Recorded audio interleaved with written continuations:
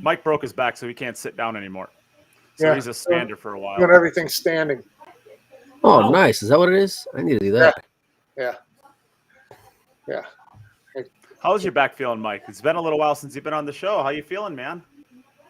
It has been a minute. Yeah. I got nothing new to say. Just go back to the well, it's good. It's a good thing you're coming on here to give us your opinion then. Yeah, welcome back. Yeah. Welcome back. We're glad to have you on, Mike. You just stand there and say nothing. It'll be fine. Just stand there and look good. That's not easy. Are we live? Because I see comments. We are live. Yeah, we're live. Sharing. All right. Welcome aboard. Hello, everybody. Yeah, everybody. Share the heck out of this awesome podcast where we don't actually give any opinions. It's going to be great. Yeah. Well, Mike, you just got done finishing up talking with Emily Fraser. How'd that go?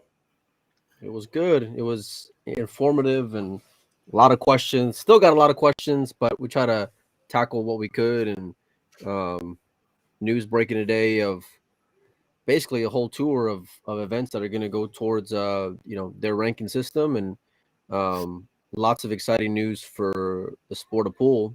At least the players that are going to be treating it like a sport anyway. So yeah, it's a great day, man. Well, I'm hoping that I'm hoping that what they're announcing is going to turn into some pretty big things. My favorite is right as you're trying to close it out. All right, so Emily, you got to give it to us. Is Jeremy going to be coach next year? I don't know. Well, I've been trying to get her on since after the Mosconi Cup, and then this. I'd heard about the rankings coming out and all that, but I still got a lot of questions for the Mosconi Cup that I want to get answered. I know people want to go and hear from her, so we're hopefully going to go and try to get her on. I think after Derby, but before the Premier League, so that little 2 to 3 week stretch. Listen, she's busy. It's Jeremy. It's got to be Jeremy's if he wants it. I mean, you would expect. Well, the only other option is will they do away with captains completely? Ooh, that might be interesting. But then who's going to be picking Mike? That would be just put 5 players out there and get them to sort it out for themselves. Player captain. Yeah. That costs them less, I guess. I mean, theoretically, they could do their new Matchroom committee. I mean, if there's one thing I had a huge problem with her. As far as her announcements, she was very, very vague. I have a problem with you being extremely transparent with all the things you're trying to do, except for this committee. And I get it's early on. Maybe the people that they have on the committee, it's not open to being shared or anything like that. But I feel like if you're trying to be transparent and you have a committee named, that the committee should be public and they should be held accountable for the things that they're doing. Or they should at least be publicly known. I don't have a problem with it because I don't think it's an official committee. I don't think it's any committee that's really making. Well, they're making official decisions. They're helping offer input on how to just come up with this 32 for the first 12 months. And you weren't go too far wrong, no matter who you had helping you, right? I mean, it's not like someone was going to suggest that Corey should be in the top 16 or something like that. So I didn't have a big problem with that. I question maybe how much committee input there really was, but it's fine with me what they did and what they the list that they came up with. It seemed fairly legit to me. So I didn't hear the list. Do you have some names that are on this? Yeah. Can you post it? I mean, it starts with Albin and Beato. It's got 16 Europeans, 2 U.S., 2 Canada, and the remainder Asian is what I kind of counted up. And these are people whose opinions will be asked for. No. These are the top 32 these are 32 players. Yeah. Okay. But who was this committee that decided on this? It was Emily said it was her and Nick Teal, and then they had input from a couple other people, promoters or whatever. That they weren't willing to announce. Did mention name someone from the WPA. Well, I could see because if some player may feel some kind of way, and then they hear that someone they know is on that committee, I don't know if I'd want to go and air out all their business, And at the end of it, I think people themselves requested to be anonymous. Yeah, right. And it'll end up being based off of play after the year's over with. You know, It's so just a temporary thing. Yeah. So it's really fine. It's Yeah. At the end of the day, I saw the list, and whatever position people are in, this time next year they're going to be in the right spot. So there you go. As long as they're playing, Jim. As long as they're playing, but that's what I said. I mean, I saw the last 15 minutes or so of the podcast. It is up to the players now. If you want to be in, you know what you've got to do now. There's been questions about the American players. They didn't really know what they had to do in order to get into the Mosconi Cup, or how they were going to get invited to the invitational events like the Championship League, which is now the Premier League, I believe, the Masters and the Mosconi Cup. Now you know what you got to do. You got to play. You go and play all the events. You're going to put yourself in a great position to be in one of those spots. And if you don't, then don't assume that your name is going to get you a spot. Because Emily was quite clear towards the end of the interview. The rules are the rules. Top 3 on the ranking are in. Doesn't matter who you are, even if it's Neight. Yeah. Well, how many events? I mean, maybe we should recap what the announcement was for people who haven't seen what Matchroom put out. But they announced a list of events for the entire year, which included 4 non-ranking events. I thought you would like that, Mike, because now they're not going to be giving weight to invitationals. I posted there's no points. Away that I love that they took. The no points for the Masters. The Masters is purely a bonus for the people who are high on the ranking. There'll be no points for it. It should be. So I think as far as ranking events, were there 10? Is that what I saw? Let me see. I can pull it up just now. I had it there just a second ago. 1, 2. Wouldn't it be great if we had a leader that actually did 10, something around here? 4, 5. 10 ranking events. Yeah. 10 ranking events for the year, and 4 non-ranking events. Non-ranking events being invitation or points earned events, which is Mosconi Cup, World Cup of Pool, World Pool Masters, and the Premier League. The rebranded Champion League pool as Premier League pool. And the Euro Tour still has 5 ranking events as well, so that keeps the Euro Tour alive. Did that surprise you, Jim? I had heard rumours that they weren't going to get any sort of points for the Euro Tour. That it wouldn't be. That's when it was talked about purely as Mosconi ranking points. There was rumours that they weren't, and I was a little bit worried that the Euro Tour would just die and become more of an amateur tour that would maybe be a feeder. But now that it's not so much just Mosconi Cup ranking points, it's a proper ranking. It's good that the Euro Tour. I'm glad the Euro Tour have got 5 of their events are still in the ranking calendar, so that's good for them. Yeah, it's good for the players as well, because a big amount of players do enjoy playing the Euro Tours. So yeah. The part that I liked is that she also said they were going to be promoting their events too. So it's like on their platforms. If it's going to be a part of their system, they'll be able to go and promote it on their socials and all that. So I think all around it's people that are going to be working together, helping to go and support one another. The players have to go and be on board if they want to go and play at these prestigious events, like invitationals or Mosconi Cup, etc.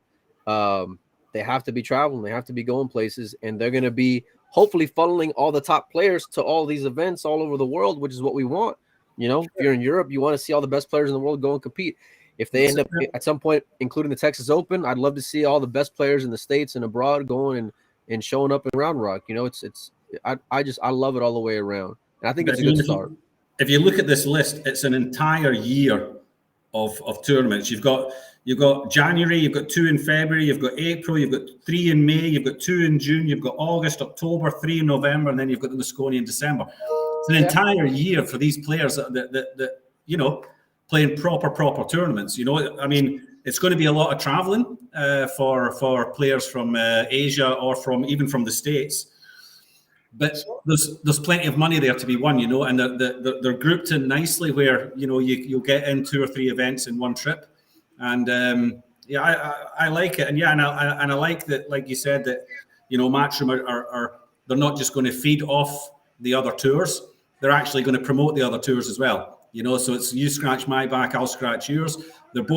Everybody's going to benefit from this, not just one player is going to benefit from this, not just one group.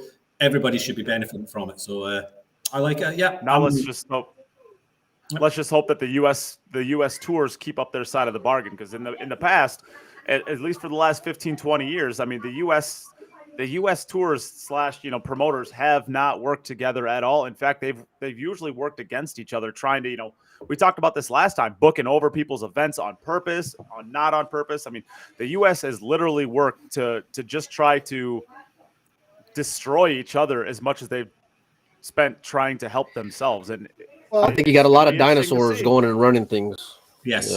Well, I think these people will be faded out gradually, or some of them very, very quickly over time, because this is no longer about the US the US pool scene against the European pool scene against the Asian pool scene.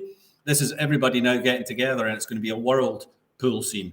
So you either get on board with it, or you're going to end up getting beaten out of it, basically, and you'll fade away into nothing. You can't. If you want to be part of this and you want to be in the big picture for the pool scene in the world, you have to. You can't be looking just within your own circle. You've got to be looking out and looking at it as one big promotional opportunity here, because you won't survive against these big players, against Predator and Matchroom. They've obviously they're hand in hand now, and they're bringing other people in like the Euro Tour.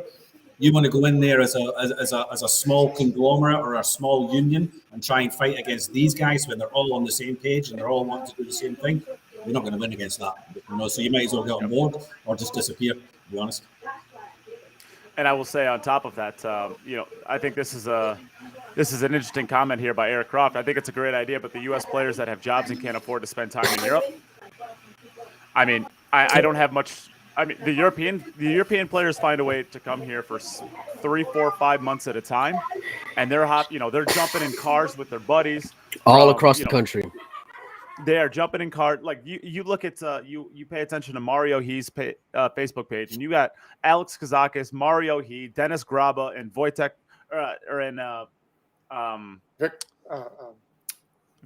Victor Zielinski jumping in a car together, and they're just no, it wasn't Victor, it was Oliver Solnacki, just jumping in a car, and they're driving all over the place. They went from Atlantic City to Ohio, down to South Carolina, back up to Michigan. Yeah, but I mean that's it, right? I mean the European players have a way; they find ways to make it happen, and in an affordable way, and the U.S. players just don't show up to anything. So I mean. You can do it. It might be not even in events in their backyard, man. Exactly. Yeah. Exactly. It's the same with anything. You look at snooker. There's a bit more money in snooker now, but previously in snooker, you had players that they were borrowing money. They were borrowing money in order to pay for themselves to play a full season on the tour, and then they'd make a decision: is this financially viable for me? And if it was, they'd keep working, they'd keep playing. If it wasn't, they went and got another job.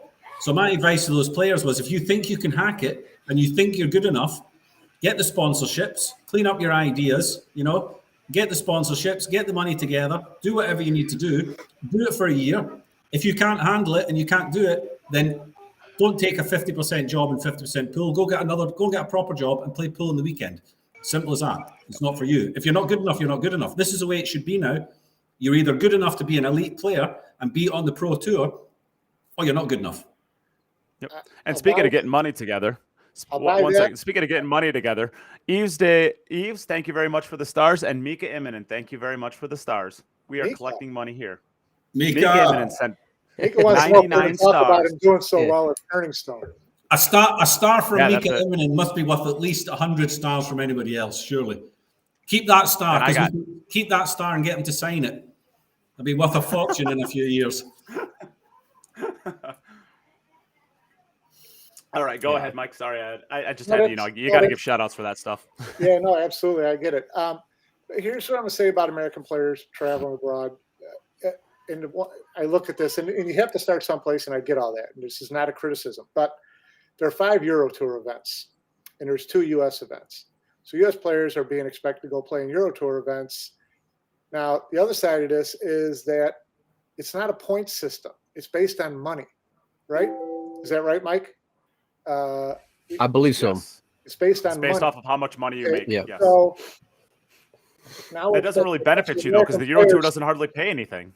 Right. So the Euro Tour hardly pays anything. So what does it matter? You really don't gain much from going and playing in a Euro Tour anyway. So my question before that I posted, and it never really got brought up, which is fine, is would Matchroom consider a U.S. ranking event that's run at the same time as a Euro Tour event? Now, I'm not saying run at the same time as the UK Open or one of their major or blue ribbon events, but a Euro Tour event.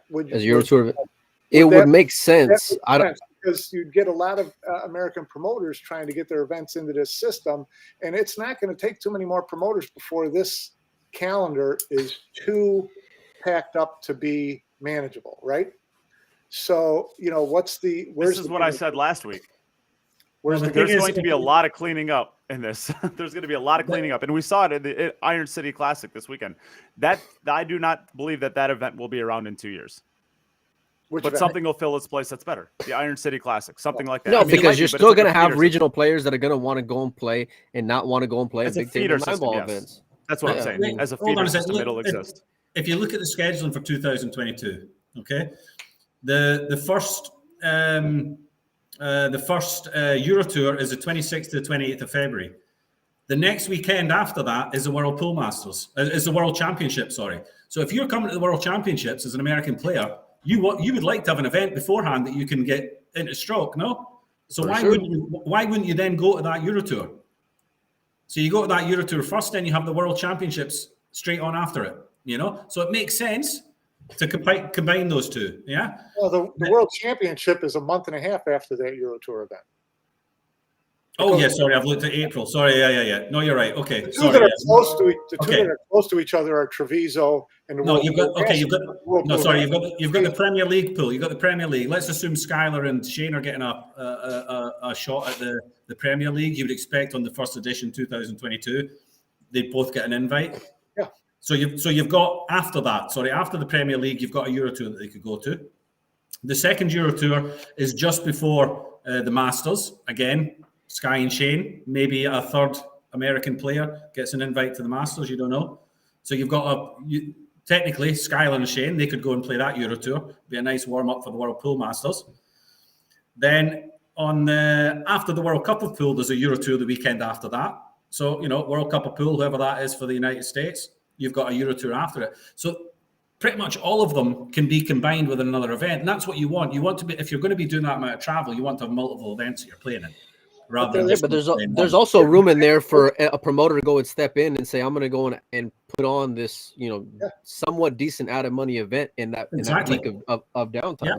Those guys, wherever these Euro Tours are getting played, if somebody from that country decides, hey, I've got a load of players over here that are in transit between these two events, I'll put on a big event in my own pool hall or my own wherever.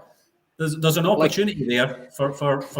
There's a whole block of time in all of March before the World Pool Championships for whoever the hell wants to in Europe to go and put on event after event after event. And the same way that Europeans are coming over here now to play in the Tucson Open before Derby and everything else leading up to Derby City, they could essentially do the same thing in Europe leading up to the World Pool Championships, and they'd be foolish not to. That would be my advice for the tournaments over in Europe, like the French Open, the Benelux Open, you've got the tournament in Ostend in Belgium that happens, the Stella Artois. You've got a whole load of tournaments that are on the scheduled calendar. They should be looking at this schedule now and saying, hold on a minute, if I stick it in that weekend in between these two, the chances are I'm going to get all these big names coming to my tournament. And so to all these promoters out there, the guys that are doing their own tournaments within Europe, have a look at this schedule and find a date in there, because there's opportunities in there to really have a big event, to really fill it up with big names. And Mike, am I wrong? Am I wrong in saying that Omega Mike created the Omega Open basically because there was a void there and he saw it and wanted to create something? Like, isn't that the reason? Like, he created it kind of like on like short notice, like a couple months, because there was a void. What is that? Not? Am I wrong there? I'm not sure. I mean, there was a number of different factors. I mean, maybe that was one of them. I really haven't asked Mike. Well, there was nothing going on that weekend. I know that. Yeah, I mean, there was a free weekend while everyone's going to go and be here in the States. But that's the good thing, is that they were able to go and communicate and work with other guys and not go and over schedule and work together. Like when Emily said, I reached out to Turning Stone and Zuglin, and he pretty much shot it down.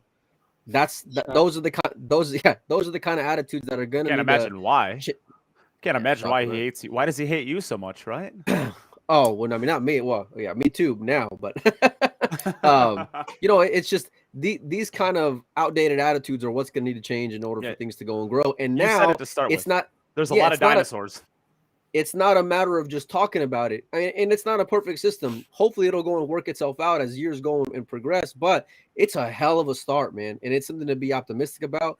Hopefully, these old school players are going to be a little more open-minded, because all I've heard for the last 10 years is skepticism and doubts and negativity, and it'll never work. We've heard it all before, or it's still going to be the same OBS. I mean, I like where they're going, and I think it's a hell of a great start. I do.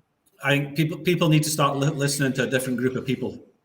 They need to stop listening to the people that they've been listening to for the last 20 years, and they need to start listening to a new generation of people with hope, with folk that are invested in this, that are trying to do something proper. Yeah. One thing that I do love about it is that she also said that it's not set in stone, so they're still open for this year. If American promoters want to that can go and meet those requirements, want to go and put on an event, that they're open to go and adding it in. Yeah. Well, Nate, you got guess something for us? we're talking about a lot of things that really are exciting. I mean, at the end of the day, we're trying to come up with ideas in our own head that are going to make all of this work and make it all, a booming success. And how great is it that we get to talk about how we're going to manage all these crazy, awesome events, and the players are, would it surprise any of you to see Dennis Hatch come out of retirement, or maybe even a player like Mike DeShane? Mike's been playing a little bit recently too, but maybe Shane McMinn starts traveling around. I don't think Shane will, but we see more of Oscar.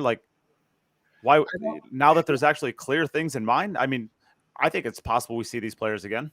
What I'd really like to see somebody grab a group of the youth players, the up and coming players from the US, and say, listen, we're going to fund you, we're going to get you, we're going to put you through this for a whole year. We're going to find out within the next 12 months whether or not you've got what it takes to actually make a career out of this. There'll be more like Justin Martins that are going to be out there hitting the road. This is what I want to see. Grinding their teeth and paying their dues, and Shane Wolford working their for sure. And I hope they do. This is what the young European players are told. The young European players are told, at some stage, you've got to go to the US. At some stage, you've got to go to the US. You've got to do a 4-week tour, and you've got to go over there. And you've got to gamble. You've got to get in action. You've got to get in all these tournaments. You've got to go over there and put yourself in outside your comfort zone.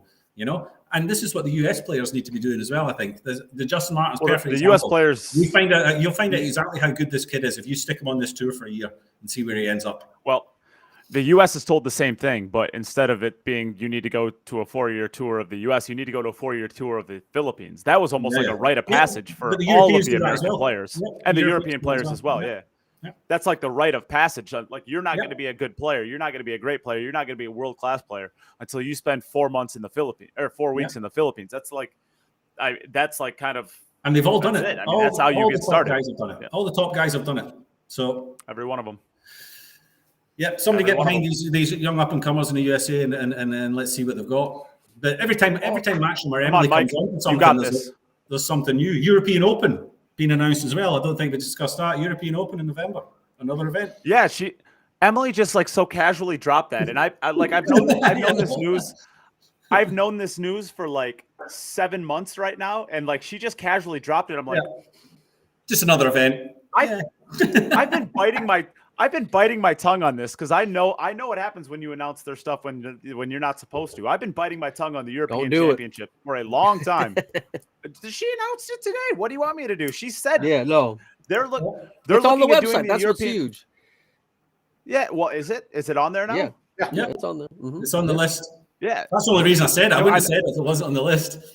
Well, yeah, I know they were looking at, I believe, August for that, right? I believe it was in August. $200,000 in added money. Crazy, yeah. $200,000 event. Yeah. But do we have locations for all these events? Do we know where it's going to be held? The European Open. This one was in Germany. They don't know where, but I don't care if it's Germany in November. I'm there. Well, if it's Germany, I'm playing it. If it's Germany, I'm going to play it. Oh, yeah. Mike's there. He said. Germany. Mike, you want to go to Oktoberfest? Not in November. Yeah, but after Oktoberfest, you go to the European. Stay there for a month. No, I think Oktoberfest. September. Oh, it starts in September, but it finishes through October. I think when I went there, I think it started on. I was there for the opening day ceremonies, and I want to say it was like September 28th is when it started, but it went all the way to like November 14th or 15th or something like that. No, I'm all for that. So here's a question. We can catch like the last few days. How long is it going to be before Emily regrets becoming the de facto calendar person for the World Pool Tour?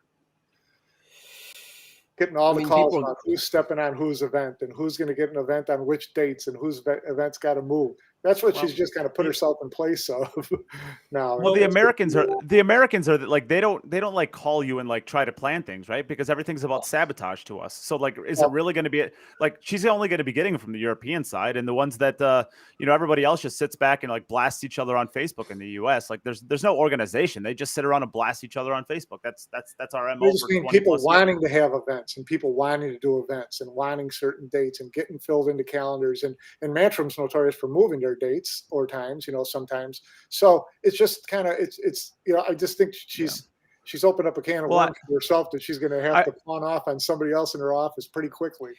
Well, I mean, like they want people to go and jump on board with them from the beginning or early on. Yeah. So it's like get in now because there's opportunities right now. So don't go and complain in a year from now whenever that calendar's going and being booked and all the best players, where they're going to be at.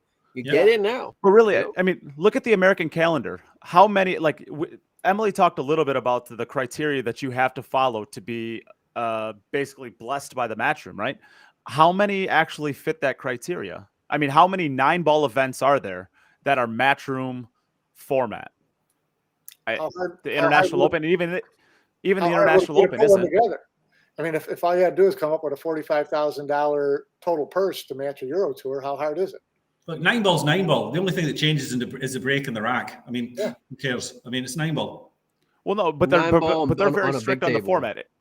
It has to be the right format too. Like you can't just start throwing together all the different things that you want to have in there. It has to follow like a set of like 9 or 10 different things. This has to be like this. It has to be the Matchroom style formats. It can't be. It has to be the game. In a nutshell, 9-ball played on a 9-foot table. Other than that, it doesn't really matter, does it? No, it's more than that. It's a lot. I mean, it technically is, but it's really not. So because it's simple. Keep it as simple as possible. The basis of it is it has to be 9-ball on a 9-foot table. And of course the added money. I mean, there's other if you're gonna still be like a $10,000 added event. Then that's all fine and dandy, but you're not going to go and get a ranking based off of being a bar table event. Has to be 9-ball big table. I'm just saying. I'm on the executive board of the NBL, and there was discussions with the NBL as to whether or not they were going to join this tour. And I know from behind the scenes how much things have to be correct for them to endorse your tournament. So it's not just 9-foot. 9-ball. It's more than that. But fundamentally, that's the biggest hurdle for American events because majority of these decent added money events are all going to be on bar tables. Look at this past weekend. More American players were there at Iron City versus being at Turning Stone. I mean, like top American players anyway.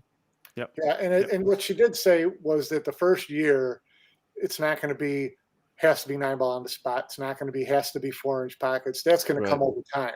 So the first year really is kind of, if you've got 9-foot tables and a little bit of, some decent added prize money, obviously they're not structuring the format to their own because Derby City blows every format out of the water as far as being unconventional. So this first year, there's wiggle room to get involved, to get things rolling. There is one yes. Yeah. And she even discussed that too. She was like, we're going to let the International Open and we're going to let, we're going to test it for a year and, try to get all these, work with them from within than rather from the outside. But she hinted that like the International Open is not up to snuff with their format. I mean, she hinted at that and she said during the interview, like, we're going to let it go for a year because it's easier to work from within than it is, throwing stones from across the river. But Like even the International Open theoretically does not fit their scheduling. So I mean that's like the staple of 9-ball pool outside of Matchroom. If you want to in the US. have all the major players from across the globe go and be at your event, they're pretty much telling you what you need to do. You know, these are the rules you got to go and play by. You know, because they have to standardize it. They have to standardize it. 9-ball is so bastardized from like the way that we consume it. Like when you look at these, like, remember the last time Shane and Dennis played? They had the poster, and then they had like this much things in fine print down below of like what they're doing. They're 9-ball 3-point rule, 9 on the spot, but that's what 4-inch boxes. It's very simple. 9-ball is a very simple game. If you've got if you've got a list of rules and you're playing 9-ball, you're doing it wrong. It's as simple as that. You rack them, you stick them in a diamond, you give them a smack, and you pot the one at the 9, or you play a cop, whatever. It's very simple, you know. I'm just watching Tongue and Stone. Perfect. That for me is as good a 9-ball. I don't want to see guys go and rack for your opponent. You can't go rack for him. That's a horrible way. You want a proper professional tournaments, then it's a referee that's racking. That's players should never be racking their own. As far as the rules go, hand racked, smack them, get on with it. Simple. That's 9-ball. Yeah. Players should never, ever be touching a rack ever again in their career.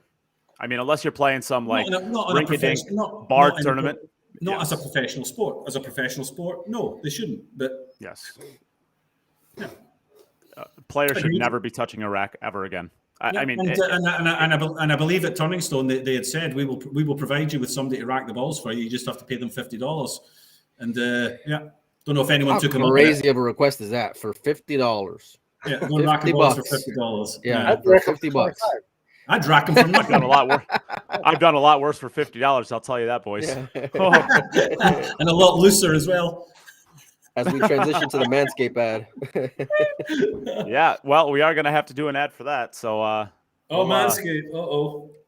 Yeah, we'll talk about one more topic first before we get into it. Is there anything else we want to discuss as far as the Matchroom stuff? That I think, I personally think it's exciting stuff. I mean, Matchroom is taking us to the next level, and you know. Isn't it amazing? Like, let me ask you guys this, because especially Panozzo and Molina Mike, because I think you guys really are plugged into U.S. Pool more so than Jim. Where are all the Matchroom haters at? Where have they been? I mean, they're still there. Don't get me wrong, but they are dying out seemingly really fast. I'm not seeing hardly any hatred anymore over them. I don't know, man. I don't know. I see it on social media. A lot of nitpicking after the Mosconi Cup. After the Mosconi Cup. But no, now we're nitpicking, right? We're not no longer saying boycott Matchroom, right? I mean, I might be wrong. I don't know. I'm not seeing it nearly as much. They're sitting in the background waiting for their opportunity. What do you say, Mike? I think that there's still nitpickers. People are going to, we nitpick. We talk about, things with these events and what about this, and you play devil's advocate and that type of thing. There's nothing wrong with that. The flat out haters, just brush them aside. I don't really notice whether they're there or not anymore, because I don't spend any time on them. So, just there's people out there who I'm sure spend all their time online bad-mouthing the NFL and Major League Baseball and the NBA. And, it's just, that's the way the world is. So you just do the best you can, you move on. I applaud, Matchroom for taking the bull by the horns on this and saying, okay, we've kind of waited a few years for people to kind of jump on board, and let's develop this system of smaller tournaments leading up to the big tournaments and yada, yada, yada. And now they said, you know what, we just got to grab it and do it ourselves. And that's what they're doing. They basically become the WPA. I think it's really funny how all the logos and everything had the WPA stamp on it. WPA hasn't released anything about this. Mm-hmm. So and that's fine. I wrote a couple months ago, I think they should essentially adopt the WPA, put them in an office down the street like they do with the WPBSA, and let's work together and figure out a structure for the international federations to supply their players and fund their players to go to these events. But we're gonna set the tour up. We're gonna set the events up. We're gonna set the structure of it up, the point system of it up, and just come along for the ride. No problem with that. All for it. all I'm saying is I think I said this like a year ago. I'm still waiting, and this is an open invitation. I am ready for whenever. Somebody point me to somebody point me to anything WPA has done in the last like 2 years. I mean, I hate the WPA. I'm waiting for anyone to show me one thing that they've done for this industry besides the regulations they put in a long time ago. It says you got to have blah, blah, blah added to your events, and this got to be ran this way and blah, blah, blah. No, Show me one thing that they're actually doing to try to grow the game in the last 2 years, and I'll never say another word about the WPA. I don't know about the last 2 years. I mean, listen, I've bitched about WPA for a million years, but I've also said a million times too, they're necessary evil. They're necessary to have. I'd like to see someone take it over and run it better. And but do something. well, they don't even have to do something. All they have to do is make sure that there's an international organization of international federations that belong to an IOC-based group, which adds legitimacy and which allows countries to fund their athletes, to put pool into their national sports programs, to do this different things like that. Not in the U.S., but in a lot of other countries, this is important. So you need a set, organized, recognized structure to do that. Something recognized by international structures like the IOC. So you need to have WPA. It needs to be run better. It needs to be funded by someone a little bit so that there's some office structure and they can do things. But the WPA isn't supposed to run tournaments. You know, they're just supposed to keep the federations together. The IOC doesn't run tournaments. So it's have these national federations that, you know, add some structure, some learning structure to the game, some, you know, national teams, whatever it is. You know, there's a lot of people who rely on their national federations in pool to be able to go from one event to another, like Yap. He doesn't come to these events. If it's a WPA event, they pay his way to go to it. Without a WPA, there's no Singapore Pool Federation because there's no need to have it. So it's a necessary thing. It just needs to be run better. And there's plenty of haters out there. Well, there's a ton. I mean, yeah, and I agree with what you say. I think that they need to happen. I just don't see the benefit of having them besides the policies that they have in place. It's a lot like the BCA. Like I have a huge problem with the BCA in the US too. I mean, they want to be, it's like they want to have and I look at the BCA and the WPA as the same exact thing. They want to have the power, they want to have the control, but they don't want to do anything with it. They don't want to work on the inside to actually try to grow the game. They just want to have their power and then sit back and seemingly do nothing with it. Like, I mean, I'm sure I'm very ill-informed on that. I'm sure there's a lot of things going on behind the scenes that I don't know about. But that, from me, from the outside looking in, it just doesn't seem like either one of them wants to do anything with the power that they demand having. I mean, that's just the way I look at it. Yeah. No argument. It's, I don't know. I mean, any thoughts on that, guys? No, I mean, Mike pretty much hit the nail on the head. Yeah. You know, like the premise of it, I get, you know, and if you want to be taken seriously and with credibility, then you need to have a governing body. Now, as far as are they living up to, you know, what they ought to be doing, or maybe they should be doing more? You know, I'm sure there's a lot of shortcomings, and if they want to be the governing body, then maybe they need to be in front of the sport a lot more than what they are, because frankly, they're just not. That's all about funding. They don't have it. So they sit around, they're real IOC like with their general assemblies and their extraordinary meetings and all these weird things that they do that are all, you know, Robert's rules and pomp and circumstance and that crap. But they don't have the wherewithal to move the needle, to make things happen. And so it's the same with the BCA when it comes to the play side of pool. They don't have the resources to do what we want them to do for us. Well, so if you're playing Monopoly and you're failing, then you got to go and start over and with someone else better playing the game. Yeah, absolutely. It needs to be, you know, overhauled. The BCA needs to be overhauled. You know, when it comes to the play side of pool, WPA needs to be overhauled. But they're necessary structures for what's become an international global game. You have to have them. They just have to be structured better and run better and funded better.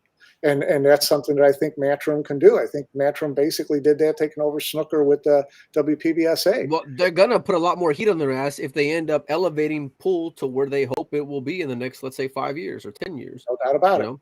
But that's exactly, like you said, that's exactly what Barry Hearn did with snooker. He just bought the game, basically. and said, But right, he, it's but he ours didn't. now. But he didn't buy the association. No. He bought the tour. So Yep. we're going to run the tournaments. And he's even said, I don't want to determine who gets fined for something or who's in good standing. I don't care about that. I run tournaments. We're event producers. We're going to promote events and make our money that way. You guys do what Jason Ferguson, you sit over here and do what you're supposed to do, and we'll fund your office and your secretary, whatever it is that you have to do. Just stay out of the way, basically. Someone has to do that because it's necessary on an international basis with all international federations and governments and things like that. So you have to have that structure. I would like to see Matchroom take over that structure, let it run separately, but make sure it runs like a business. Yeah, correct. As they've done before. So why not? I bet they do in the long term. I think that's the future. That's where it ends up going in the end. I think that's what it looks like anyway. And that's where you want it to be, and that's why the next few years are crucial for the sport. And Jim, you can be WPA president when Matchroom takes it over. Anybody could be. Yes, but really, anybody could be, because an organization like the WPA, it's something that's in the background that, like you said, is necessary, but you shouldn't really hear much from them. It should just be like this. You know it's there, but you never hear about it. You never hear from it. There's no need for it to get involved in anything because events are getting run properly. There's no need for them to put their foot down and do anything. And they're just there because they're needed to be there. And like you said, it's a little office somewhere. There's a couple of guys that maybe just do a bit of paperwork or whatever they have there occasionally. And they make sure that everything is going the way it should be going. And you really don't hear anything from them. No barking. It's like a good referee in a soccer game. A good referee in a soccer game, you don't even notice that he's on the pitch, but he's got everything under control. That's how I see the not in a baseball game. That's somebody who's overseeing and makes sure everything's been done correctly, but they're not the big deal, Yeah. I will say this. I don't agree with that at all, because like right now the only time we ever hear from the WPA is when Billy's getting banned, Mario he's getting banned, or they're asking for money from some promoter, right? I mean, right now that's the only, if you're going to I look at the WPA as like very similar to what we need from like the NFL, the NBA, the MLB, Premier League soccer. They should be just as involved with promoting the sport as they are in actually governing it, right? Like the NFL doesn't just sit back and like every now and then they'll make an announcement. They're fully fledged involved in the promotion and the branding of what's actually going on. Why can't the WPA be more involved with actually helping the sport grow? And I guess, like Mike said, it's about funding, right? But the idea is it doesn't take any funding for somebody to run a social media account and promote the.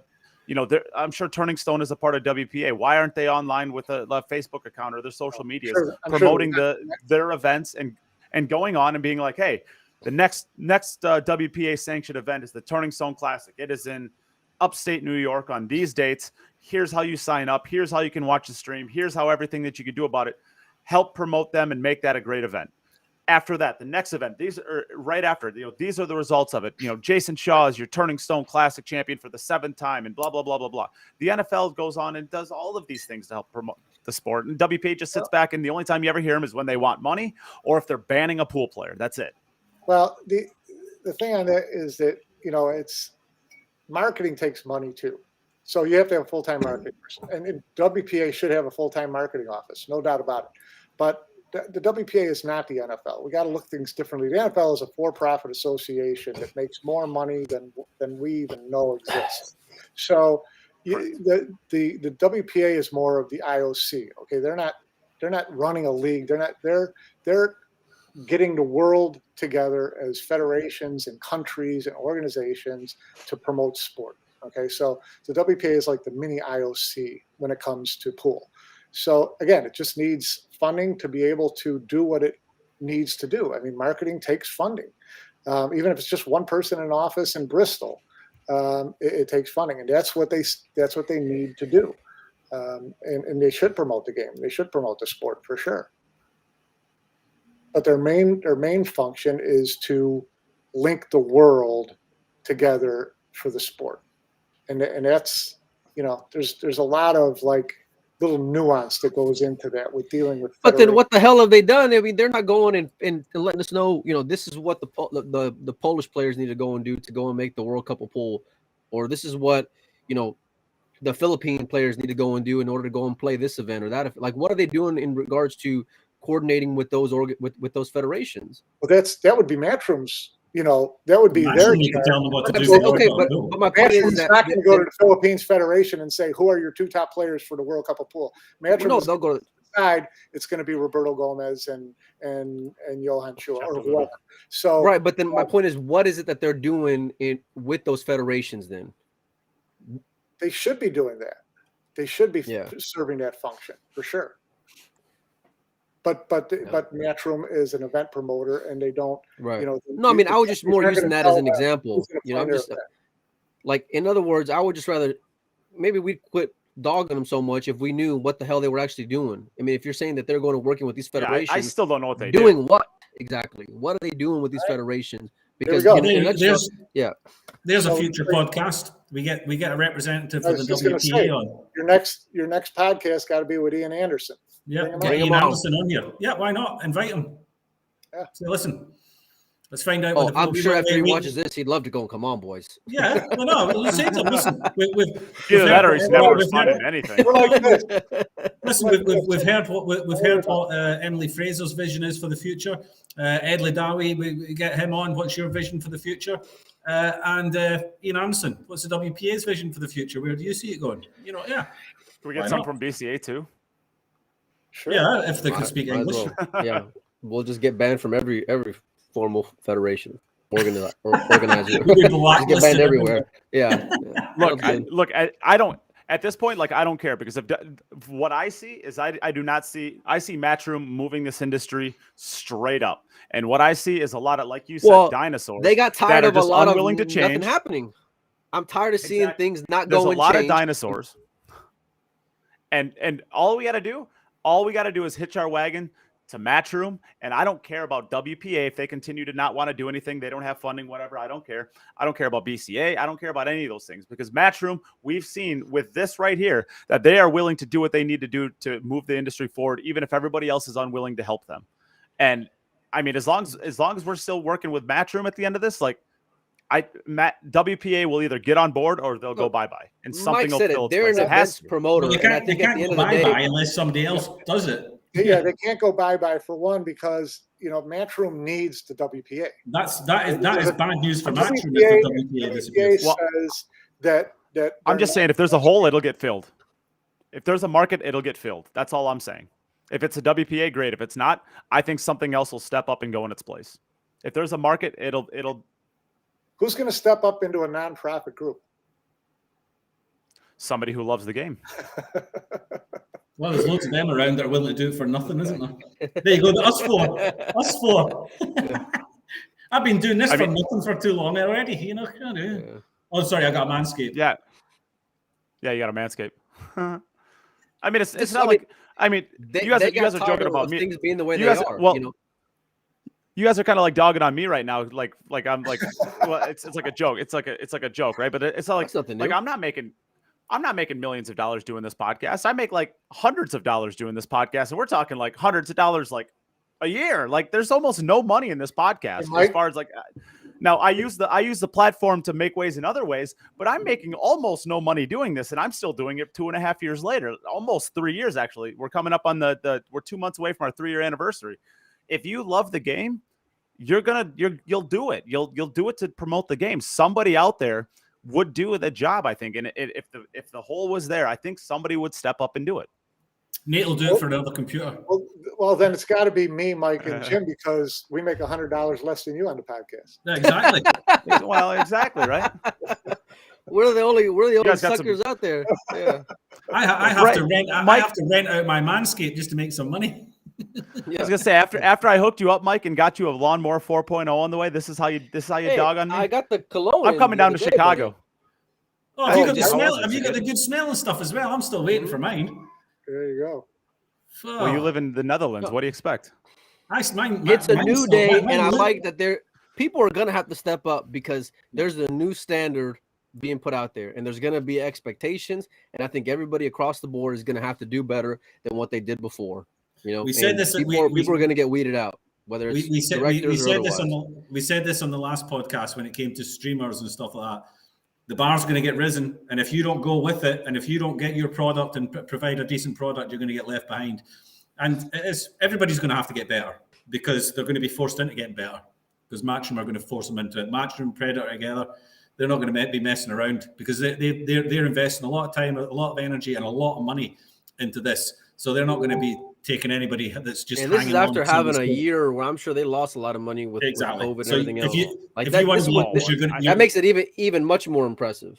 Yeah, nobody's going to get in this. Nobody's going to be getting a freebie out of this. You're going to have to work for it, and you're going to have to be in there if you want to enjoy what's going to happen in the next 4 or 5 years. Yep. Yep. And the haters are still out there. The haters are like tax. You know, the bigger you get, the more haters you get. It's the same as tax on your income.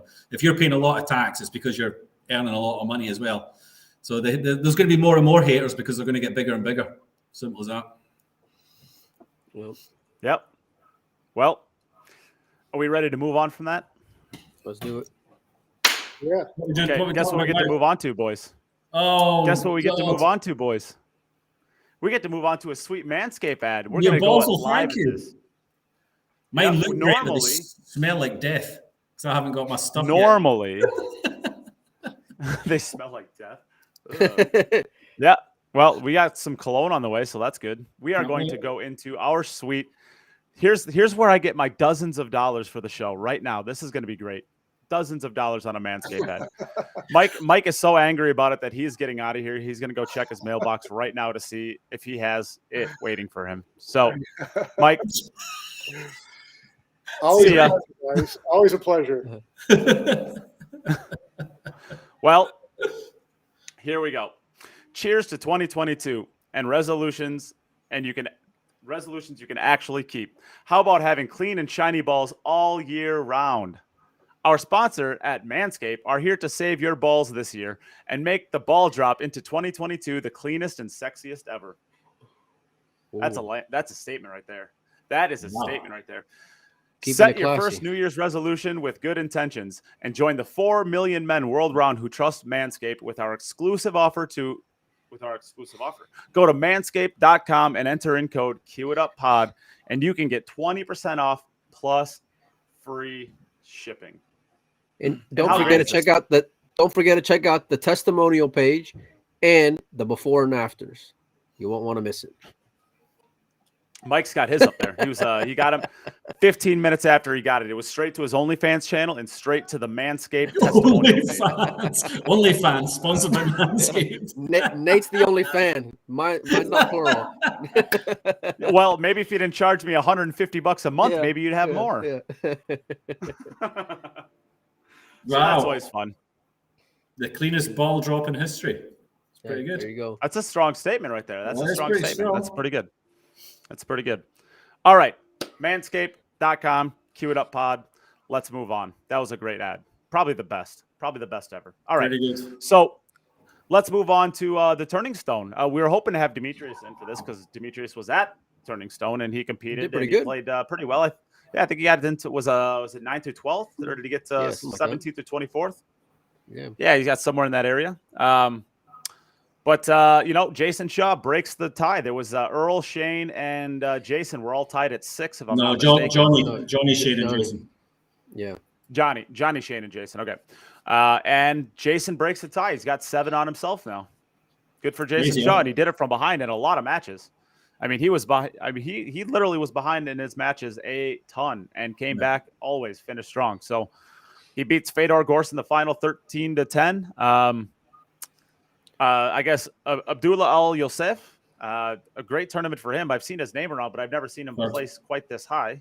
I would say he's second in Kuwait behind Omar. Yeah, great tournament for him. And then Meek Immonen, got to give a shout out to him. Go Meek Immonen, 4th place for him. How strong is that guy? Earl Strickland, dude, he's hitting him good. I'm telling you, he's playing really good. Yeah, I'm pretty. And he's exciting to watch. Like his style of play for pool is perfect for TV. Yeah. I mean, he's super fiery. He likes to hit things a million miles an hour. I remember whenever we had interviewed him on the Booth Brothers, maybe like a year ago, and asking him, do you got another run in you, like another world championship run, or are you just kind of going through the motions? You want to make the Mosconi Cup? boy, his game. I mean, he put his money where his mouth is because he said for sure, and he's backing it up. In the last, I'd say 9 months, that dude's game has just gone up and up and up. And I mean, it's fantastic to go and watch. And he's not sitting there complaining on Facebook. He's out there going and traveling and playing events. He doesn't complain about anything. Well, I mean, I'm saying every single Predator tournament. He's at every single one of the smaller events. Like he just plays every weekend. He doesn't complain about anything. I'm just saying, I see a lot of people that are, you know, older going and just complain about the politics or this or that or whatever. He's out there. He's just playing pool and playing pool strong. And one thing I will say about him, certainly at the Turning Stone, we talked about it. You know, the players are checking the racks, and one thing you notice with Mika's games, his rack was checked and it was accepted every single time. He was never asked to re-rack it once, and that wing ball was wired every single rack for his opponent. Talk about like this afterwards. Yeah, no. Talk about honest racking. The guy was racking them as well as he possibly could for his opponent. He was never having to rack him again, and that wing ball was just flying in every time, and he still made it to the last three. That's how strong he was playing. That wing ball was wired for his opponent every single time, and he still made it top three. That's strong play. There's a lot of people in the pool. I shouldn't say there's a lot of people. There are people in the pool world that do not like Mika, but it's not because of like his character on the table. It's, you know, he's a fiery player, and he likes to he gets hyped up. I mean, you can't hear a bad word about his character. No, he just wants to play pool the way pool's supposed to be played. Yeah. It's awesome. I mean, it really is. It's awesome. It's good to see. And here, lucky for you guys, because this was announced in the last week, we're bringing Mika to Wisconsin to play in this matchup. And it's going to be Mika Eminen versus Darren Appleton, who also is getting his game back to a really strong level. This is going to be a pretty awesome one. And if that wasn't what are you thinking about that, Mike? If that wasn't enough, Batman and Robin are going to be doing the commentary together as well. Oh boy. Well, there's reason to go and tune in right there. No, you know, Darren's game is a lot the same when it, like, you know, similar to Mika's as far as coming back. You know, we saw, you know, Darren go and make the finals with Carl of the World Cup of Pool. You know, I know it just seems like Mika right now, I've seen it too many times, and my wallet has been affected by how good he's been playing because I've been betting against him too many times. Mika's game is strong, really strong right now. And if Darren's going to want to continue to go and compete at a top level, then I think this is going to be a great gauge. You know, 2 years ago, I wouldn't have cared about this match at all. Today, I'm super excited to go and see these guys go and play. And they're not letting, you know, these young Europeans or young guys on the scene go and just let them go and take their spot. You know, they're still fighting to go and have a strong name in pool, you know, and pool's a lot better. Realistically, pool's a lot better when they're involved. Yeah. And Darren looked really sharp at the last GB9. That was that. He was hitting the ball really well. And I think the second set they're going to play is going to be a fan's choice, whether it's 8-ball or straight pool. Here's an open offer. Go ahead. Here's an open offer to you. If it's 8-ball, I'll take Darren Appleton for any money anybody wants. Shocking. Yeah. The guys are playing English 8-ball.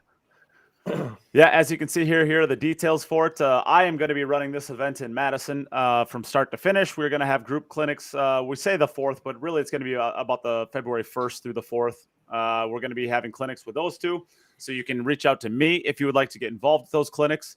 We're on February 5th. They're going to be playing a race to 30 10-ball. As you can see down at the bottom, we have a decent amount of sponsors so far. We got to add a couple more onto there. But if you out there are interested in sponsoring this event and getting your logo not only on the poster, but on the stream and during all the marketing, please reach out to me. We are looking for sponsors. The players are not charging the pool hall anything to come in. They're coming in, and we're just going to try to raise them as much money as we can. So we'd love to have, you know, cues or, you know, even tips. I know Tiger's sponsoring a bunch of tips we're going to give away.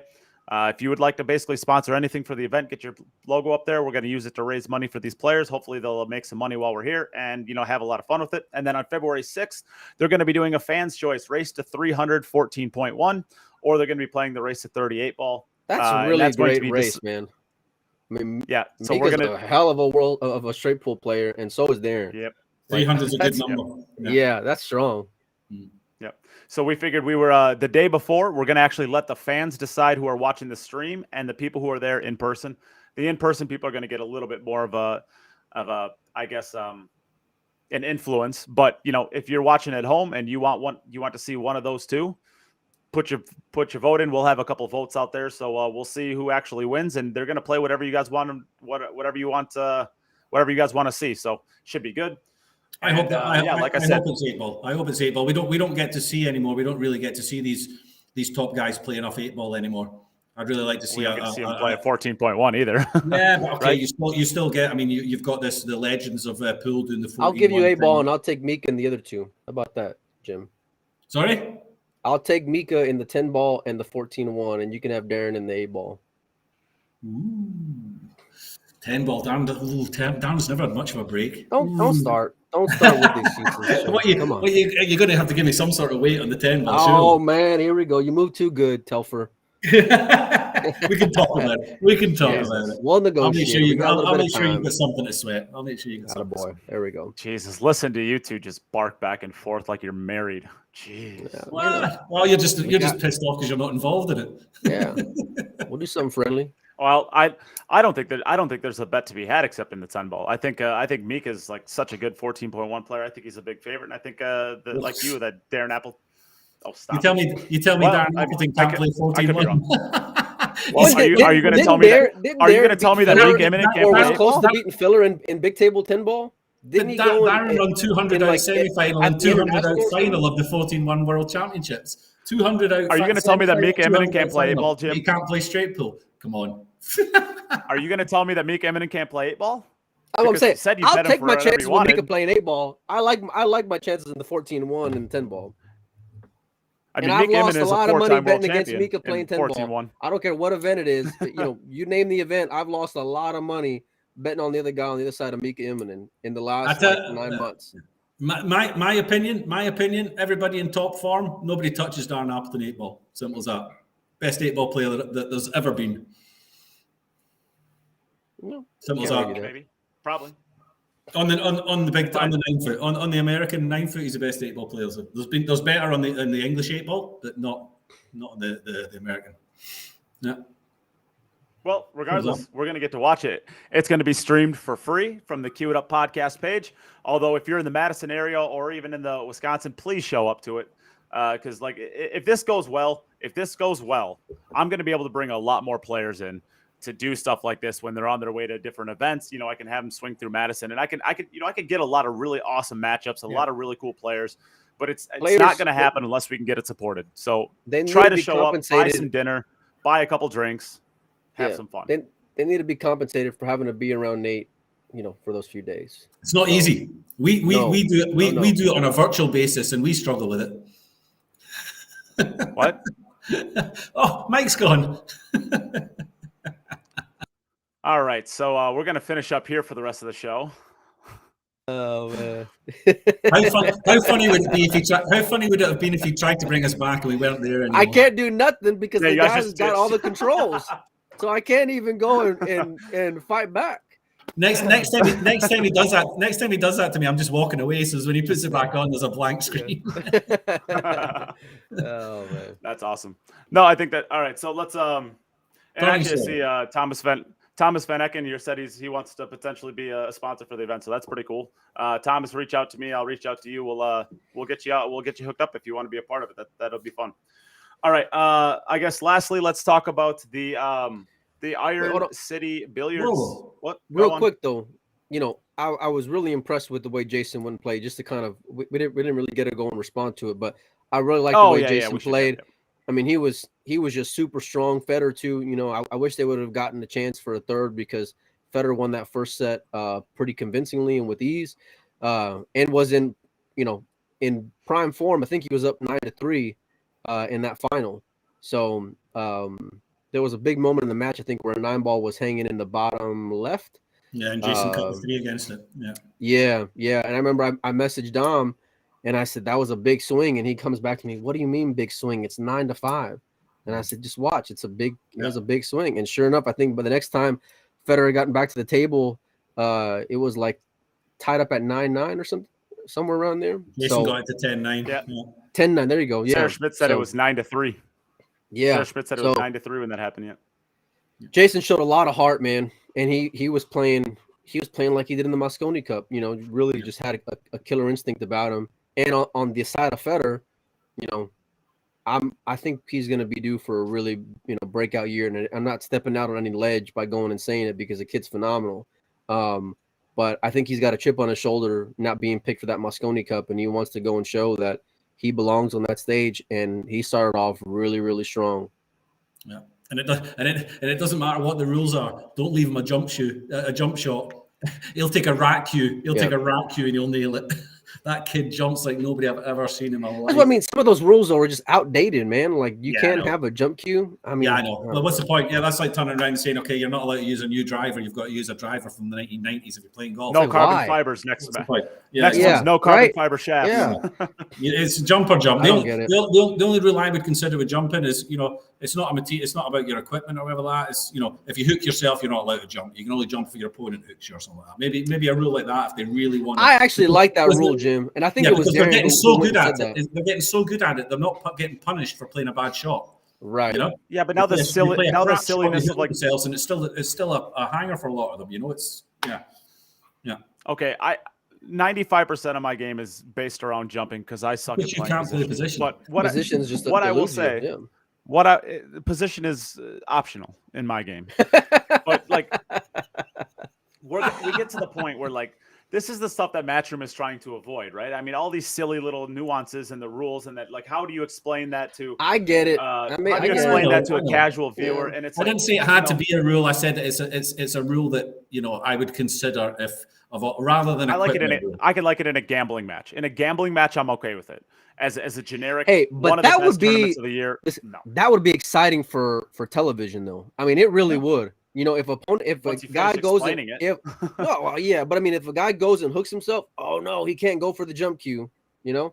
Yeah, but what the TV producers want and what Matchroom want is them to be getting out their jump cue as many times as possible. You know, because they want to see them. Then don't take it away from them. I get it. Don't take it away from them. Anyway, Jayson played really, really fantastic. And he was behind a lot. He was down 5-0 to Strickland in a race to 9. He was down 5-0 to Al Yusuf in a race to 9. Like you said, he got pretty comprehensively beat by Federer. Well, we can't just overlook Mike's that, Jim, because for every hater out there that said Matchroom was putting on Earl for TV, while this guy was saying the guy can still go and play 9-ball pool with anyone, he was crushing Jayson. I mean, just he was suffocating. He was down like 5-0 or 6-0, something like that. 5-0 and then 5-0 in a dry break, and it just turned. He played 9-ball pool with anybody on earth. The guy still can. Yeah.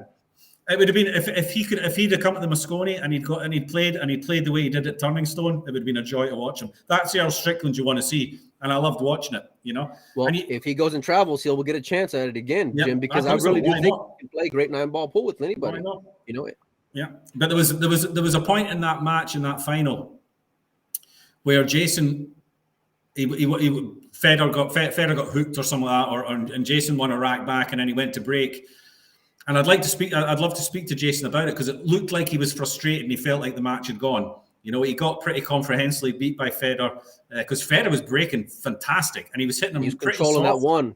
Yeah, and he was hitting them pretty soft. He was hitting them a lot softer than a lot of others, but he had that wing ball down, you know, every single time. The rest were kind of banking on a stray ball or the one. And it looked like he was doing it again. And Jayson went up and he broke like it was a 10-ball break.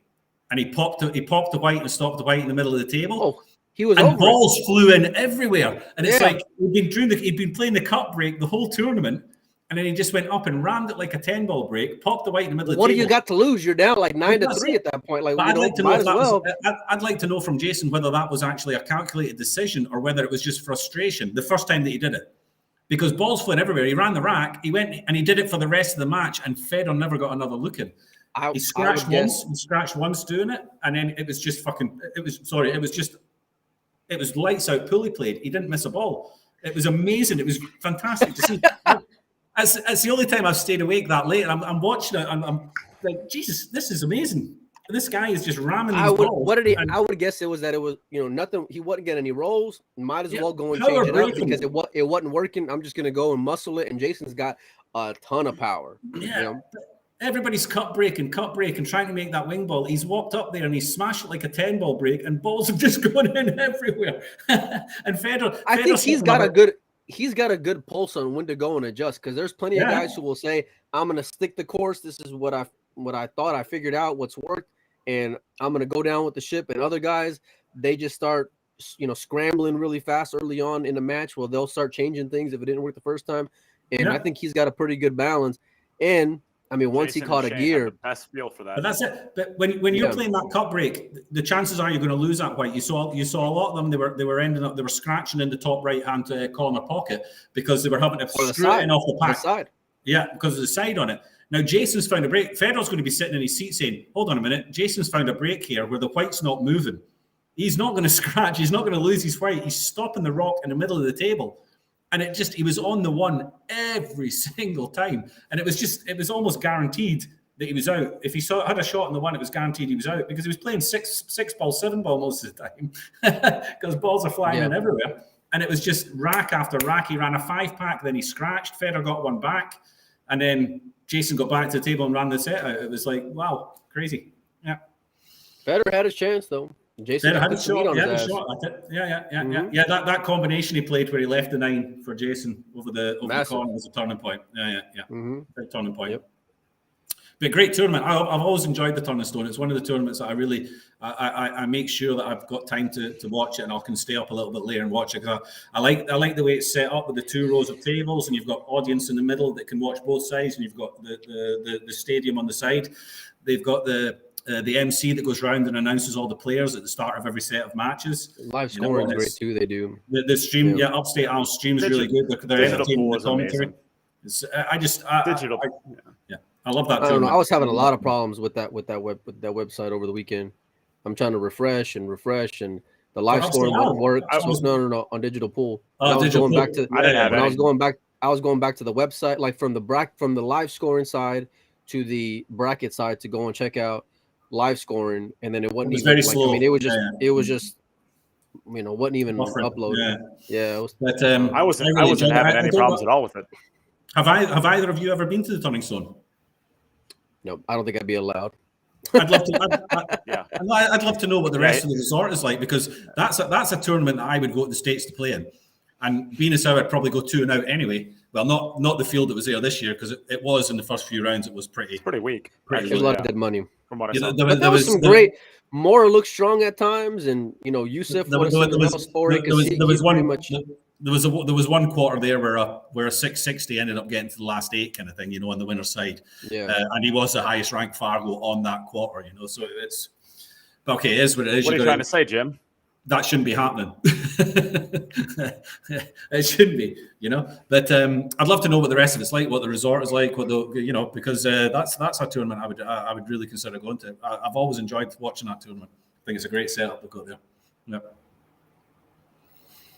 And I like the rules they use as well. Yeah. So all right, well, why don't we move Jayson. on? Well done. Yeah, let's move on. I guess to the last topics. We're running out of time for the show. The Iron City. Your boy Mike, Tony Chohan. Is this the? Oh, man. I've been saying the first. He can play rotation. This isn't. He the, can I play mean, it's rotation. not the toughest. Well, to be fair, it's not the toughest field that could have been possible given Turning Stone, but there are players in here. He's not beating scrubs. He's beating players. And is this the first? This is the first time I remember ever seeing him win a 9-ball tournament this tough. Have you seen anything? I mean, sorry, my daughter's on tilt over there in the next room. Was that Earl? Is that Earl in the background there? No, I mean, Tony can go and get there with anybody. I don't care if it's bar table or it's big table. He'll do it all with one cue. He's going to go and break with it. He's going to go and shoot with it. It's an old school Southwest. But yeah, no. And when Tony plays rotation, it's really a sight to go and see. I've seen him go and beat, Jeff DeLuna in a rotation tournament, or 9-ball tournament rather. I've seen him go and beat James Aranas, whenever he was playing full time. Tony is a very underrated American. If he thought it was worth it for him to go and it made more sense financially, I think he would be at every major and play more rotation events. Tony's a no nonsense kind of guy. I would love to go and see him, play 9-ball pool, play rotation pool more full time. As much as I love him playing one pocket, and I do, and I don't want to see him stop playing one pocket. Yeah, I mean he's a phenomenal player, and it was a decent field. I mean I know there was Turning Stone, but still. Yeah, there's still good players in it. I mean, we can go back and we can, Sky Woodward gets third place. Josh Roberts is in there for second place. I mean, Josh almost swept the whole Manny event. Chow was in there. Josh won the 1-ball 1 pocket. He wins the 1 pocket and is in the finals of the 9-ball. I wonder if he's happy that Dennis is gone back home. He's playing. Yeah, I mean, Josh was playing some phenomenal pool, and he's another one of those guys where I wish he would go and play more, big table events. Yeah, he's a player. He's a player who could easily make the Moscone Cup team. I mean, Josh Roberts you can't make a top 10 list of the U.S. players without him at least arguably being on, 7 to 10. I mean, he's there. He can play. You got to change cultures though. Like these guys just can't go from complaining about the way things are. They got to just go out there and play pool like the Europeans do, and just go and travel. Yeah, be part of making it better. Right? Yeah. Get in that car with 3 other people that are 10 times the size of the car and just drive around. Yeah. Well, I mean, listen, Josh is a machine. Tony's got a lot of tricks up his sleeve and can go and win a lot of different ways. And he's exciting to go and watch when it comes to rotation because he still sees a table, very uniquely. Yeah, I would love to see those guys go and make a run at the Moscone Cup, and I think they would have a legitimate shot at going and making it. Both of those guys, I think would have a legitimate shot at making that team, but they got to go out there and play and compete. Absolutely. And they can, man. I know they can. But yeah, I'm proud of Tony because there's been a lot of times where Tony, like, he looks like he's gonna get there and then he falls up short. And last night when I was watching, Josh was steamrolling him in the 9-ball, and I went to bed thinking, all right, Josh is gonna go and win the second set. And then I wake up to the news that Tony ended up winning it, which is just fantastic. So he didn't. One thing about him is that he can kind of get down in his own head. He can check out. And if Josh ended up winning that first set, which I think he did, then that means that Tony just got his stuff together and fought like hell that second set, and it makes me even more proud of the guy because I know he's got it. Definitely. And we got to talk about the women too, because of course the ladies had their 9-ball division. Again, the brackets aren't updated, but if I'm not mistaken, Monica Webb wins. Am I right there? Did you watch? I don't know. I watched a little bit of it. Whenever Ray had finally decided to go Facebook Live, which I don't know why it wasn't done sooner. When you got multiple tables, like some of these guys just got to figure out a way to make it happen, man. You can't just do it because you don't want to do it or you don't want to put in the work. Like if you have the ability to go and stream multiple tables, you need to be doing it now, And I know at the end of it, they finally decided to go Facebook Live. It's 1:00 in the morning in Central Time. Whenever you do that, Why couldn't that happen throughout the event then? Like, why was that arbitrary time gone and picked where now we're going to decide to go and do it? I think it's ridiculous.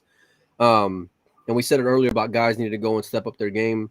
The women deserve their shot too if they're playing in an event. I know Monica won the hot seat. Last I'd seen, I think Kaylee had beaten April, but I didn't see the final. It was real late. Yeah. So yeah. I'm going through right now for it, and it looks like there's some sort of controversy that happened at the end because I see Kaylee make the last 9-ball, and then I don't see another game of pool being played. So that's weird. I guess this is on me. I should have done the research ahead of time to know what it was, but well, they should have it. They should. How hard is it to update brackets? How hard is it to go and make updated posts to go and promote the players who won it? Not exactly. Why has it not been on Facebook? Congratulations too. Why, Jim? Well, it makes no sense to me. This is the exact stuff we talk about, right? Isn't this exactly what we talk about? Like, you know what it is? It's half-assed guys- work. And half-assed work. You took the half-assed work ain't words gonna out cut of it. my mouth. You took the words out Half-assed of my work ain't mouth. going to cut it in the future. So keep doing what you're doing, and bye-bye. we'll see you. Bye-bye. Yeah, it's not that hard. I mean, I've done this stuff before. Like I have, like when I was doing the VG events, like Jim, you were involved with me. I make a post at the end of it every single time. Everybody knows exactly what happened during the day. Everybody knows exactly what was coming up the next day. And it sucks when you're done streaming an event. Like, there's nothing you want to do more than just like go to bed or get on or whatever. You can't make an effort when you want some money and you want people to go and buy into it and then not follow through at the end of it. But that was the last conversation we had every single day. Who's going to make the post to put the results and the scores, update the graphics? Who's doing that before they go to bed, or who's doing that before tomorrow morning? That was the last conversation we had every single day. Who's making the post to announce tomorrow and to give the results of the day? But it's got to be done. And it's got to be done. It's got to be done. Just not do it. I mean, and we're passing the buck eventually, but it doesn't matter. It's like, you just picture like the NFL just not finishing a game or telling it like 10 minutes left in the game. Let's just cut it off. Like we're done updating everything. We're just, we'll let you guys all just go off and have fun with it. It's just yeah. And I like Corey's comment there. He says $30 was worth it for the one pocket alone. I agree. I do. The stream but is it doesn't, good. but yeah, but you still got to go and follow through, and just on that side, the men's or the women's are not done. Neither one of them are completed. Well, if you're gonna go, if you're gonna decide to go Facebook Live, well, I mean, if you're gonna decide to finally show multiple tables at the end of an event, why couldn't that decision be made from the beginning? Mm-hmm. Why was it that okay, now I'm gonna let the fans go and watch it, but before I'm not gonna go and let the fans watch it? No, that doesn't make any sense to me at all. And then to finally put it on at 1 o'clock in the morning when everybody's given up and gone to bed. Because that makes sense, Jim, right? Yeah. Yeah. You would have much more people going and watching it if they were able to see their fight throughout the event. If you saw the ladies event from start to finish and you saw those women go, and even if it's just one table out of the ladies, at least then you're invested in the tournament. As a fan, you're invested in the tournament. Yeah. But you only decide on Sunday night when everything's over with and people are already in bed that, now I'm going to go and do it. I don't understand. No. I'll never understand it. But I mean, it is what it is. The women's and the men is not updated. We know what happened in the men's, in the women's. I mean, Monica Webb held the chair, so she would have had to have gotten beaten twice. But when I'm watching the video, the last thing I see is Kaylee McIntosh run out of rack, and then nothing happens. I mean, maybe they're talking about it on commentary. I don't know, but it's just one post. That's all it takes. Just congratulations to our winners. Thank you to the sponsors that made it happen. Done. It takes 15 minutes at the most. It's just, and it was a big money added event. So I think, huge shout out to Iron City and what they did, and they had effort there. They had a bunch of really, top shelf. After he gets fifth place in the one pocket, that's pretty good. That's pretty cool. Yeah, he showed he still got a little bit of fight there, because I think there was a couple of names, and I have to go back and check the bracket, but there was a couple of names that I was surprised he got there, because last time I'd seen Efren, he wasn't getting there, so that was huge. Yeah. But a lot of these Americans, I mean, they're still skipping a big table bar, 9-ball event to go and play bar table. That part's a little frustrating, but yeah, well, and I guess we could give a pass. The Pool Action TV did make a post about Josh Roberts, but they didn't make anything about the women's. So I don't know. Doesn't seem like it's that hard. No. Yeah. And Ed said it's a bad timing of the event. Yeah. Not sure whose fault that is to overlap it with the Turning Stone, but yeah. So I guess that pretty much wraps anything up. Is there anything else either you guys wanted to discuss before we get out of here? No, it's gonna be a great month to pool. Predator events coming up, Derby City's coming up. 22 is gonna be massive, man. I'm super excited. And we don't have to wait. We don't have to wait long till the start of this Matchroom calendar as well. So things are happening thick and fast. We're going to have plenty to talk about. That's for sure. Yep. Derby City starts in 2 weeks. The Predator event in Tucson is starting. Is it Wednesday? Wednesday this week? Yeah, it's crazy. Yeah, Wednesday this week, and I'm ready for some Predator, some tour stuff. I mean, I miss that Predator 10 ball. I don't care about the race to 4. I think it's exciting. I love it. So Are you guys going I'm to excited Derby? for that this week. I still haven't Mike will be decided. there. I mean, There's too much if I'm action gonna going on for Mike not to be there. I'll be there. well, if I'm gonna go, I'm gonna go and actually play. I'm gonna play probably the Banks and the 9 ball if I'm gonna go. But I just need to decide if I want to play or not. Go and get your passes. If you're not going to it, go and get your passes from AccuStats. They've got a good deal on that they had during the Turnerstone, where you get the whole of the international playback of the international as well. Yeah. For $79 or whatever. So it's a lot. It really is a good deal. Money. Yeah, it's a very good deal. So I might even do that myself. And I don't buy many of those streams because I'm never awake at that time of the day. But you're just nitty. Just say it. I just admit. All right then. All right, let's wrap it up because I got to run to the post office still. The thing is, I'm gonna have a newborn baby coming up within any time now. So I'm gonna have a lot of nights where I'm actually awake all night. So it'll be good if I've got some pool to watch this time while I'm sitting there. There you go. I'll sit there with the baby watching pool. Why not? Might as well. Been there many times. I've been there once. Start them young. Congratulations, Jim. Seriously, congratulations, buddy. Oh, thank you, mate. Thank you. Yeah. We'll see. Next podcast, I might have a little partner with me here. Yeah. How much fun would that be? That'd be pretty see. cool. Yeah. All right. Well, we're going to get tuning out then. Thank you, everybody, for tuning in. Thank you for everybody who's shared the stream. Thank you for all the people who gave stars. Meek Immonen, Eves. I'm not sure if I missed any. I think I may have missed some along the way, but Eves is always there giving stars. John Leandro, 3 minutes ago, gave some stars. So thank you very much, John, and everybody else. This is for you guys. We love doing what we're doing, and we'll be back next week. Yeah. Yeah. Stay safe, everybody. All right, guys. Thanks a lot. All right. Speak to you soon. Take care, everyone. Bye.